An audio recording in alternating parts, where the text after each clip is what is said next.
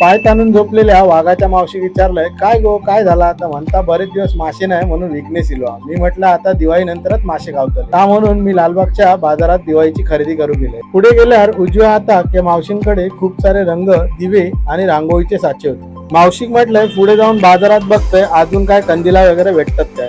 पुढे येऊन डाव्या हातात बघलंय तर मॉप सारी कंदिला लावल्यानी. दादा विचारलंय, कंदिला कशी रे? दादा म्हणतात, 200 रुपयापासून 1400 पर्यंत कंदिला.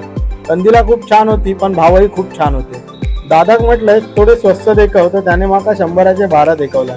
मी म्हटलंय नंतर हे गावाकव लावक भेटतील पण मग येऊन घेऊया. असा म्हणान मी पुढे लालबागच्या बाजारात गेलो. पुढे हार आणि तोरणवाल्यांकडे हार कसं विचारलंय तर दादानी सांगल्यानी 10 फुटाचा हार असा. मी म्हटलं आमचा एवढा दार नसा. असा म्हणून मी पुढे फटाकेवाल्या काकांकडे गेलो. फटाक्यांचे भाव विचारून काकाक म्हटलंय बारक्याक विचारतोय आणि मग येऊन घेतोय. अजून बाजारात काय मिळताला असा विचार करत पुढे जातोय. तेवढ्यात माका अस्सल माती